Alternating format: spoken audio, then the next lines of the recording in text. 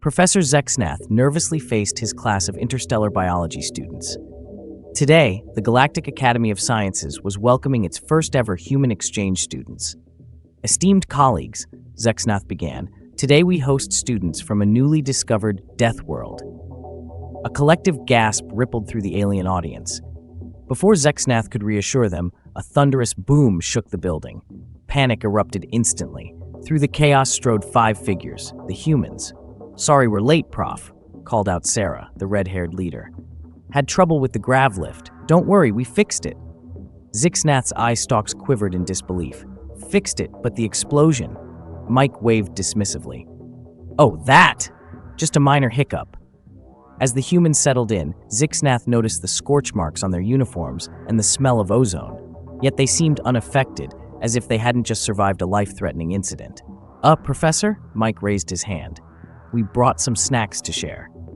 Before Zexnath could respond, Mike pulled out a device and began toasting small white objects. "Great galaxies!" shrieked a gelatinous student. "He's weaponizing our food." Isha rolled her eyes. "Relax, it's just marshmallows. Anyone want s'mores?" The alien students watched in horror as the humans manipulated fire and consumed charred matter. Zexnath felt his primary heart palpitating wildly. "Let's begin with planetary classifications," Zexnath said, trying to regain control. "Can anyone tell me the characteristics of a Class 1 habitable world?" A crystalline being answered correctly, but when Zexnath asked about Class 5 worlds, Dimitri chimed in. "That'd be like our moon, duh? No atmosphere, extreme temperatures, great for holidays." The alien students stared in shock. Javier laughed. "Nah, Mars is better. Nothing like month-long dust storms." Sarah turned to a gaseous student. "Ever been to a volcanic planet? The lava flows are spectacular." The gaseous alien condensed in fear. "A lava, but that's deadly?" Aisha grinned. "Only if you're careless. The mineral formations are worth it." Zexnath felt his lecture slipping away. This was madness. "Let's discuss adaptations on high-gravity worlds," he started. Mike interrupted. "Like Earth, makes us great at throwing. Watch." He launched a marshmallow across the room, landing it in Aisha's mouth. "Nice shot!" Aisha high-fived Mike. The class ducked, some activating shields. Zexnath turned pale green. "Mr. Chen, no projectiles in class," he said weakly. Sarah raised her hand. "Professor, how do species handle oxygen variations?" Relieved by the normal question, Zexnath explained, "Most life forms evolve for specific atmospheric conditions. Small changes can cause discomfort." "Cool," Sarah interrupted. "Is that why everyone freaked when we opened our bags? Earth's air must be wild." Zexnath blinked rapidly. "You brought Earth's atmosphere?" Javier shrugged. "Yeah, for our plants, it's in pressurized globes." He held up a shimmering sphere. Nearby students recoiled. "Those are restricted," Zexnath exclaimed. "The contamination risk." "Relax, Prof," Dimitri said. "Just air, some bacteria, maybe a few tardigrades." "Bacteria?" The class panicked. One student vibrated out a visible spectrum. Suddenly, alarms blared. "Warning, Level 3 containment breach in Sector 7. Evacuate immediately." The humans' faces lit up with excitement. "A containment breach," Sarah grinned. "Can we check it out, Prof? Great learning opportunity." The humans gathered their things, chattering about potential escaped specimens. "Let's show them how we handle chaos on Earth," Mike exclaimed as they rushed out. Zexnath watched in disbelief. "Class dismissed," he said weakly. "Proceed to safety zones. I need to prevent our new students from destroying the academy." As he hurried after them, Zexnath wondered, was this a terrible mistake or the dawn of a new era? One thing was certain, the Galactic Academy would never be the same. And deep in his mind, a blasphemous thought emerged. Maybe these Deathworlders were exactly what the galaxy needed. 2 weeks after the humans' arrival, Professor Zexnath led the annual field trip to Serenity Prime, a Class 2 world known for its perfectly balanced ecosystem. As the class gathered at the teleportation hub, Zexnath stressed the importance of non-interference. "Remember, students, this is a delicate ecosystem. We observe, we study, but we do not interact. Is that clear?" The humans' suspicious silence should have been his first warning. They materialized on Serenity Prime, or what should have been Serenity Prime. Instead of tranquil lavender plains, they found chaos. The sky boiled with angry clouds, the ground rumbled, and a volcano belched flame and ash. "Great galactic core!" Zexnath exclaimed. "What happened here?"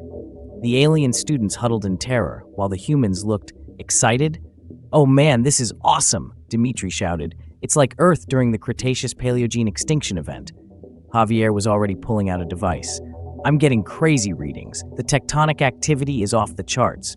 "Professor," Crixtall vibrated in distress, "I thought this was a Class 2 world. This is clearly a Class 12 death trap." Zixnath's mind raced. This was impossible. Serenity Prime had been stable for millions of years, unless his eye stalks swiveled accusingly towards the humans. Did you bring something from Earth? Again." The humans looked sheepish. "Well," Mike started, rubbing his neck, "we might have brought a few samples for our projects. You know, nothing major. Just some bacteria, a few plant seeds, maybe a tardigrade or two." "Or 20, Aisha muttered. Zixnath felt his primary heart skip a beat. "You brought Earth life to a balanced ecosystem? Do you have any idea what you've done?" Sarah stepped forward. "Now, Professor, I know this looks bad, but think of the research opportunities. We're witnessing rapid evolution in real time." As if to punctuate her point, a flock of what used to be docile, floating gas bags soared overhead, now sporting razor-sharp beaks and emitting ear-piercing shrieks. The alien students cowered lower. One gelatinous being had stress liquefied into a quivering puddle. Zixnath was about to launch into a scathing lecture when the ground gave a sickening lurch. "Earthquake!" Javier yelled, grinning. "And it's a big one." The alien students panicked. Some tried to activate emergency beacons, others attempted to engage personal force fields, but the violent shaking disrupted every piece of technology. "Everyone, remain calm," Zixnath shouted. "The teleportation hub will extract us in emergencies. We just need to bah." His words were cut off as a massive fissure opened beneath the class. Alien students screamed as they began to slide towards the gaping maw of the planet. And then, something extraordinary happened. The humans sprang into action with startling coordination. Mike and Dimitri anchored themselves with projectile hooks they'd apparently been carrying. Sarah and Aisha began herding panicking aliens away from danger. "Javier, we need a bridge," Sarah shouted. Without hesitation, Javier pulled out a small cube. With a few manipulations, it expanded into a lightweight but strong bridge, spanning the widening chasm. "Everybody move," Aisha yelled, guiding shell-shocked alien students across. "Single file. Don't look down, you're doing great." Zixnath found himself being pushed along by Sarah. "But why do you have all this equipment?" Sarah grinned. "Rule number 1 of being a Deathworlder, Prof. Always be prepared for things to go sideways." As they reached safety, Zixnath realized, wait, Crixtall is still on the other side. The crystalline student was lodged in a crevice, refracting volcanic light in a terrifying display. Without hesitation, Dimitri unclipped from his safety line. "I've got this." He took a running leap across the chasm, the low gravity giving him almost superhuman hang time. He landed next to Crixtall, lifted the being twice his size, and sprinted back. The fissure widened rapidly. Dimitri raced against collapsing ground. With a final leap, he came up short. For a heart-stopping moment, it looked like both would plummet into fiery depths. But Mike's hand shot out, grabbing Dimitri's arm. "I've got you, bro," Mike grunted, hauling both to safety. As the group huddled on shrinking stable ground, watching Serenity Prime tear itself apart, Zixnath found himself reevaluating everything he knew about the universe. These humans, these Deathworlders, had just treated a planet-wide cataclysm as a minor inconvenience. More than that, they had reveled in the danger. "I don't understand," Zixnath said weakly. "How can you be so awesome?" Javier supplied helpfully. "Insane," Zixnath finished. "This level of planetary instability should be terrifying to any sentient being." The humans exchanged looks, then burst out laughing. "Prof, you should see Earth during hurricane season," Aisha chuckled. "Or Tornado Alley, or wildfire season. This is like a Tuesday back home." Sarah nodded. "Yeah, if anything, this is pretty tame. No electromagnetic storms, no acid rain, not even a single gamma-ray burst. Talk about a snooze fest." Just then, the familiar tingle of emergency extraction enveloped them. In a flash, they were back in the Academy's halls.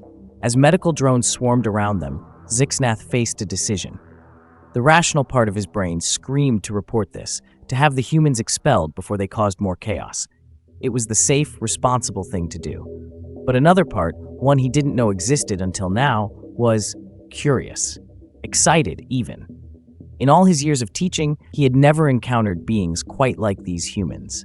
Their resilience, their adaptability, their sheer audacity in the face of cosmic horror. It was terrifying, yes, but it was also inspiring. As the humans recounted their adventure to awestruck alien students, Zixnath made his choice. He would not report this. Instead, he would learn from it. Because if these Deathworlders could treat planetary cataclysms as minor inconveniences, who knew what other impossibilities they might casually overcome? The galaxy, Zixnath realized, was about to get a whole lot more interesting. And as he watched Sarah casually comfort a trembling student while taking notes on awesome tectonic activity, Zixnath couldn't help but feel a tiny spark of excitement ignite in his tertiary brain.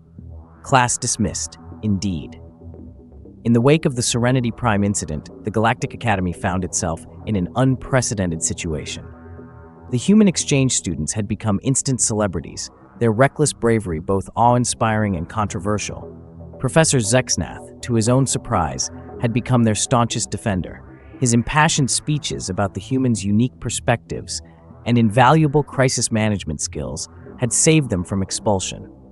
But it came at a cost. A what? Zixnath's voice echoed through the dean's office. Dean Quaxlor, a being of flowing plasma contained in an ornate exosuit, remained impassive. A Deathworld simulation, Professor. The board feels it's necessary to assess the full capabilities of our human students in a controlled environment. Zixnath's tentacles writhed in agitation. But that's madness. We can't possibly replicate a Class 12 planet. The energy requirements alone would be already taken care of, Quaxlor interrupted. We've repurposed the old quantum anomaly lab. It's been reinforced to withstand, well, anything short of a supernova. And what exactly will this simulation entail? That's where you come in, Professor. You've spent the most time with these humans. We want you to design the scenarios. Zixnath's eye stalks drooped. Me? But I'm a biologist, not a torture device engineer. Think of it as an opportunity, Quaxlor said softly. Your stuff, if these Deathworlders are as remarkable as you claim, this is their chance to prove it to the entire galaxy. 2 days later, Zixnath stood before the gleaming doors of Simulation Chamber Alpha. Behind him, the 5 human students buzzed with excitement. So, Prof, Mike grinned, what kind of fun do you have planned for us today? Zixnath's color shifted to a sickly green. Fun is not the word I would use, Mr. Chen. This simulation will test the very limits of your adaptability and resilience. You may face scenarios that even your colorful Earth history hasn't prepared you for. The humans exchanged glances, their grins widening. Bring it on! Dmitri pumped his fist in the air. As the humans filed into the chamber, Zixnath made his way to the control center. Through the quantum-reinforced window, he saw the blank expanse ready to transform into whatever nightmarish scenario he could conjure. Taking a deep breath, Zixnath activated the first simulation. The chamber shimmered, and suddenly the humans found themselves on a planet with gravity 30 times that of Earth. The air was thick with toxic gases, and in the distance, a storm of crystalline shards raged. Zixnath leaned towards the microphone. Your task is simple. Reach the shelter 5 kilometers north. You have 1 hour before the planet's sun goes supernova. He expected panic. What he got instead was, woo! Sarah's voice came through, strained but exhilarated. This is just like that spring break trip to Venus. Venus doesn't have a crystalline storm, Sarah, Javier corrected, pulling out a device. No, but remember that diamond rain on Neptune? Aisha chimed in. Same principle, I bet. Zixnath watched in disbelief as the humans adapted to the crushing gravity. They fashioned makeshift shields from their clothing, reinforced with, was that chewing gum? As they traversed the lethal landscape, the humans kept up a steady stream of banter, comparing the simulation to various vacation spots back on Earth. Zixnath made a mental note to research these places called Australia and Florida that kept coming up. They sounded utterly terrifying. The humans reached the shelter with 15 minutes to spare. Zixnath activated the next phase. The landscape shifted to an ocean of liquid methane. The temperature plummeted to near absolute zero, and massive, tentacled creatures emerged from the depths. Oh, come on, Prof, Mike laughed, his voice distorted. This is just like ice fishing back home, except, with more Lovecraftian horrors. Over the next several hours, Zixnath threw everything he could think of at the humans. Neutron star gravity wells? They treated it like an intense workout. Temporal anomalies that aged everything around them? They turned it into a beard-growing competition. By the final simulation, Zixnath was out of ideas. In desperation, he combined every lethal element he could imagine. Quantum tornadoes tore through razor-sharp mountains, while reality itself threatened to unravel. And yet, somehow, the humans not only survived, but thrived. As the simulation ended, the 5 Deathworlders emerged, sweaty and disheveled, but unharmed. More than that, they looked elated. "That was awesome!" Dmitri exclaimed, high-fiving his fellow humans. "Seriously, Prof," Sarah added, eyes shining, "you've got to let us run this again sometime. It'd make for a great weekend activity." Zixnath stared at them, struggling to process what he'd witnessed. These beings had just casually waltzed through scenarios that would have reduced most advanced civilizations to subatomic particles. I don't understand," he stammered. "How can you treat such extreme danger as if it were entertaining?" The humans exchanged knowing looks. "Well, Prof," Javier began, pride in his voice, "when you come from a planet that's actively trying to kill you every day, you learn to adapt, to find the fun in the chaos, you know?" Aisha nodded. "Yeah, I mean, compared to rush hour in Lagos or a Black Friday sale in New York, this was practically a walk in the park." As the implications sank in, Zixnath felt a paradigm shift in his understanding of the universe. These humans hadn't just survived a death world, they had conquered it. And in doing so, they had gained a resilience that bordered on the superhuman. "I think," Mike said, clapping Zixnath on what passed for his shoulder, "what you're really asking is, how can we not find it entertaining?" In that moment, looking at the grinning faces of his human students, Zixnath realized he had stumbled upon something far more significant than a simple academic exchange program. He had discovered a species that could reshape the very boundaries of what was thought possible. As they made their way back to the main campus, already discussing how to spice up the simulation next time, Zixnath found himself wondering, if this was what 5 young humans could do, what might their entire species accomplish when unleashed upon the galaxy? The thought was both exhilarating and terrifying. But one thing was certain, the universe would never be the same again. And as he watched Sarah casually juggle what appeared to be leftover quantum singularities from the simulation, Zixnath couldn't shake the feeling that this was only the beginning of humanity's grand adventure among the stars. Class dismissed? More like class elevated. The news of the humans' extraordinary performance in the Deathworld simulation spread through the Galactic Academy like quantum wildfire. Whispers of their feats echoed through crystalline corridors and psionic networks.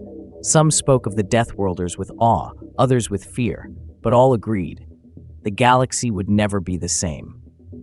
Professor Zixnath found himself at the center of attention. Colleagues who had once dismissed his ravings about human potential now hung on his every word. The Board of Governors even hinted at a promotion to Xenological Studies chair. But for Zixnath, the most significant change was in his own perception. He had begun to see the universe through new eyes, human eyes. Every challenge became an opportunity, every obstacle a puzzle to be solved. It was exhilarating. Today, however, all that excitement came crashing down as alarms blared through the Academy's halls. Warning, critical containment failure in Sector 9. This is not a drill. All personnel evacuate immediately. Zixnath's chromatophores pulsed with panic as he rushed towards the source. Sector 9, the experimental propulsion lab. His third heart sank as he realized the implications. They had been working on new faster-than-light travel, pushing the boundaries of physics. If something had gone wrong, as he rounded a corner, he nearly collided with Dean Quexlor, their plasma form rippling with agitation within their containment suit. "Zixnath, thank the cosmic forces you're here. We have a situation." Before Zixnath could respond, a thunderous boom shook the entire building. The lights flickered ominously. "What in the name of scientific inquiry is going on?" Zixnath demanded, his tentacles writhing in distress. Quexlor's voice was grim. "The new hyperdrive prototype has gone critical. It's generating micro-singularities faster than we can contain them. If we don't shut it down in the next 30 minutes, it'll tear a hole in space-time large enough to swallow the entire Academy." Zixnath felt his primary brain go numb with shock. But that's impossible. The fail-safes, the containment fields, all failing, Quxlor interrupted. We've evacuated most of the staff, but our best minds are stumped. We need a miracle, Zixnath. As if on cue, a familiar voice cut through the chaos. Did someone order a miracle, extra large with a side of awesome? Zixnath and Quxlor turned to see the 5 human students striding down the corridor, looking for all the world like they were heading to a party rather than a potential apocalypse. What are you doing here? Zixnath exclaimed. This area is supposed to be evacuated.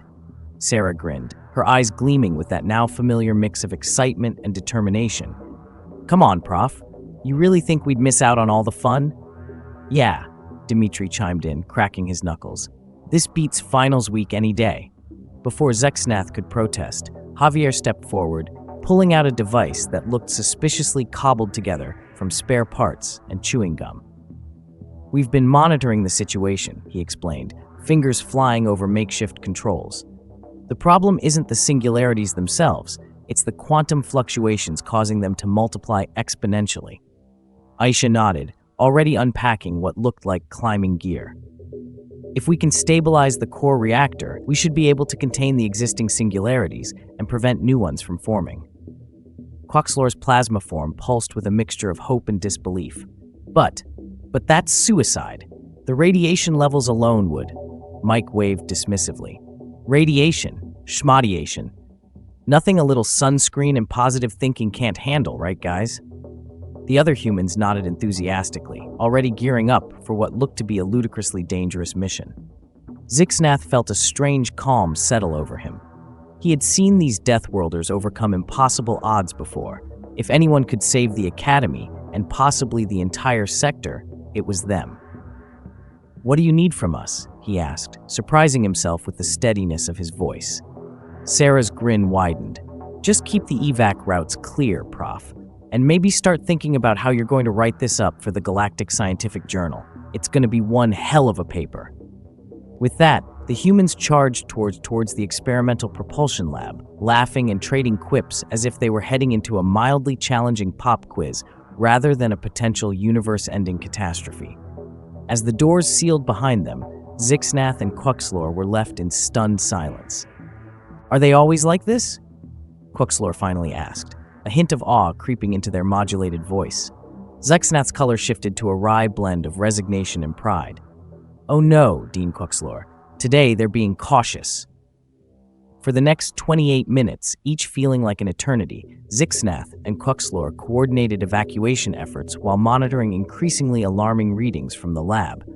The very fabric of reality seemed to be unraveling around them, space-time itself protesting the abuse it was enduring. And through it all, the comlink crackled with the voices of the humans, their banter a surreal counterpoint to the chaos. Hey Dimitri, bet you can't surf that gravity wave. Oh, you're on, Mike. Last one to the event horizon buys drinks.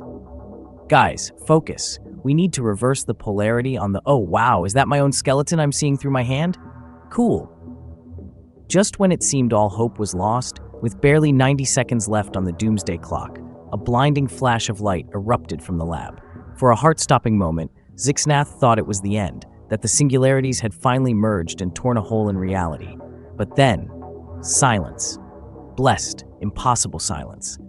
The alarms cut off abruptly, leaving a ringing void in their wake. Slowly, cautiously, the emergency lights faded, replaced by normal illumination. And then, like a scene from one of those human action movies Sarah was always going on about, the doors to the lab hissed open, releasing a cloud of acrid smoke. From the haze emerged 5 figures, their environmental suits torn and scorched, but very much alive. And not just alive, they were celebrating. Woohoo! Did you see that? Dimitri shouted, high-fiving Mike with enough force to make Zixnath wince. See it? I wrote it, Aisha laughed, her hair standing on end from residual electrical charges.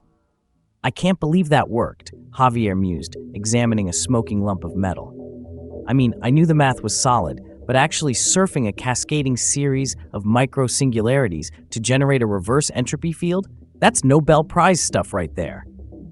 Sarah, grinning from ear to ear, turned to the shell-shocked Zixnath and Quxlor. So, how'd we do, Prof? Do we get extra credit for saving the universe, or is that just part of the standard curriculum? Zixnath's mouthparts worked soundlessly, his color cycling through shades of disbelief, relief, and awe. Finally, he managed to sputter. "But how?" The humans exchanged knowing looks. "Well," Mike began, casually brushing off singularity residue from his shoulder, "it's like we always say back on Earth. When life gives you lemons, you use them to generate a localized field of negative energy, invert the quantum foam, and ride the resulting space-time ripples to victory." Javier finished, looking inordinately pleased with himself. Quixlor's plasma form pulsed rapidly, their voice modulators struggling to keep up with their agitation. That's not how the saying goes, is it? Zixnath, however, found himself nodding along. Somehow, impossibly, it all made perfect sense. These humans, these magnificent, terrifying Deathworlders, had once again taken the impossible and made it look easy. As the reality of what had just happened began to sink in, Zixnath realized that the galaxy, no, the universe, had just witnessed something truly extraordinary. It wasn't just that the humans had saved the Academy. They had pushed the boundaries of known physics, rewritten the rules of what was possible, and done it all with a smile and a quip. Looking at the grinning faces of his human students, covered in soot and glowing slightly from residual radiation, Zixnath felt a swell of emotion he couldn't quite name. Pride? Awe? Terror? Perhaps a bit of all three. One thing was certain, the Galactic Academy of Sciences would never be the same, and neither would the rest of the universe. In the days following the Singularity Surfing incident, as it came to be known, the Galactic Academy of Sciences found itself at the center of a cosmic storm. News of the humans' impossible feat had spread faster than light across the known universe, sparking equal parts awe, fear, and furious debate. Professor Zixnath stood before the hastily assembled Galactic Council, his tentacles twitching nervously as he faced down the collected representatives of 1,000 worlds. The chamber buzzed with a cacophony of voices, clicks, and psionic emissions, all tinged with an undercurrent of anxiety. Order! Order! The Supreme Counselor, a being of pure energy contained within an ornate crystal matrix, pulsed with authority. The chamber fell silent. "Professor Zixnath," the counselor's voice reverberated, "you stand before us as the primary advocate for continued interaction with these humans. Given recent events, we must ask, do you still believe this is a wise course of action?" Zixnath felt all of his eyes focus on the counselor, his chromatophores shifting to a determined blue. Wise? Perhaps not. Necessary? Absolutely. A murmur rippled through the assembly. "Explain yourself, Professor," a reptilian delegate hissed from the far corner. Zixnath took a deep breath, steeling himself.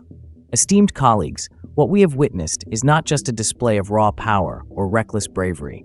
It is a fundamental shift in our understanding of the universe." He gestured to the holographic display behind him, showing footage from the Deathworld simulation and the Singularity Surfing incident. These humans, these Deathworlders, do not simply survive adversity, they thrive on it. Where we see insurmountable obstacles, they see opportunities. But they're dangerous, a gaseous being burbled from its containment sphere. Unpredictable, they could destabilize millennia of careful galactic diplomacy. Zixnath's color rippled with a hint of amusement. Destabilize? My friends, they've already done that. The question now is, do we fear this change or do we embrace it? He turned, addressing the entire council. For too long, we've stagnated in our complacency. We've explored the safe corners of the universe, expanded at a reasonable pace. But out there, he pointed to the star-filled vista beyond the council chamber's windows, the cosmos holds challenges we can scarcely imagine, challenges that may very well threaten our existence. The chamber had grown deathly quiet, every being hanging on Zixnath's words. These humans, with their impossible resilience and their boundless creativity, might just be the key to our survival. Yes, they're chaotic. Yes, they're terrifying. But they're also brilliant, adaptable, and possess a drive to explore and innovate that we haven't seen in 1,000,000 years. Zixnath's voice rose, filled with a passion that surprised even him. We stand at a crossroads, esteemed counselors. We can retreat in fear, isolate ourselves from these Deathworlders, and cling to our comfortable existence. Or we can take a leap into the unknown, embrace the chaos, and see what wonders we might achieve together. The silence that followed was deafening. Zuxnath could feel the weight of 1,000 alien gazes upon him, each wrestling with the implications of his words. And then, from the back of the chamber, a voice rang out. A human voice. "Damn, Prof. Didn't know you had it in you." All eyes and various sensory organs turned to see the 5 human students standing in the doorway, grinning from ear to ear. "How did you?" the Supreme Counselor sputtered, energy form flickering in surprise. "This is a closed session." Sarah stepped forward, casually tossing what looked suspiciously like a deactivated security drone from hand to hand. "Oh, you know us Deathworlders. We have a knack for getting into places we're not supposed to be. Besides," Dmitri added with a wink, "we couldn't let the prof have all the fun. Saving the universe is kind of our thing now." Before the council could react, Javier pulled out a small device. With a flick of his wrist, a holographic display sprang to life, filling the chamber with swirling equations and schematics. "Ladies, gentlemen, and beings of indeterminate gender," he announced, "may we present Project Cosmic Trampoline." "It's a working title," Isha chimed in. Mike stepped up, his eyes shining with excitement. "See, while we were surfing those singularities, we stumbled upon something big, a way to harness quantum fluctuations on a cosmic scale. We're talking faster than light travel without the need for exotic matter, unlimited energy, maybe even time manipulation." The council chamber erupted into chaos. Delegates shouted questions, demands, and not a few terrified squeaks. But through it all, Zuxnath felt a surge of pride and, was that hope? As the humans began to excitedly explain their wild theories, complete with enthusiastic hand gestures and the occasional impromptu demonstration, much to the horror of the council's safety officers, Zuxnath watched the faces of the galactic representatives. He saw fear, yes. Confusion, certainly. But he also saw something else, something he hadn't seen in far too long: wonder. Slowly, tentatively, questions began to shift from, "How do we contain this?" to, "How can we learn more?" Offers of joint research initiatives were made. Proposals for human exchange programs on a galactic scale were drafted. As the session finally wound down, with plans made for a new era of galactic cooperation and no small amount of chaos, Zuxnath found himself cornered by his students. "So, Prof," Sarah grinned, slinging an arm around his gelatinous shoulders, "what do you think? Ready for Humanity 101 to go intergalactic?" Zuxnath's chromatophores cycled through a rainbow of emotions before settling on a warm, pulsing gold. "I think, my dear students, that the universe has no idea what's about to hit it." "Aw, come on," Dmitri laughed. "We're not that bad." "No," Zuxnath agreed, a newfound sparkle in all of his eyes. "You're so much more." As they made their way out of the council chamber, already debating the finer points of quantum surfing and the best way to teach alien species the art of chillin', Zuxnath felt a profound sense of change settling over him. The galaxy, no, the universe was entering a new age, an age of exploration, innovation, and yes, a fair bit of chaos. But also an age of untold possibilities, of barriers broken and horizons expanded. An age where the impossible was just another Tuesday, where the most terrifying challenges were met with a grin and a quip, and where the very fabric of reality was seen not as an immutable law, but as a puzzle waiting to be solved.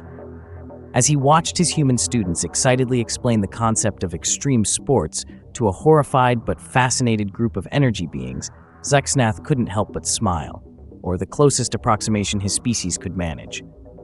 The Deathworlders had arrived on the galactic stage. And the show? It was just getting started. Humanity, with all its terrifying resilience, its boundless creativity, and its infuriating ability to treat cosmic horrors as minor inconveniences, was about to take the universe by storm. And Zuxnath? He had a front row seat to the greatest adventure in cosmic history. Class dismissed? No. Class expanded, to infinity and beyond.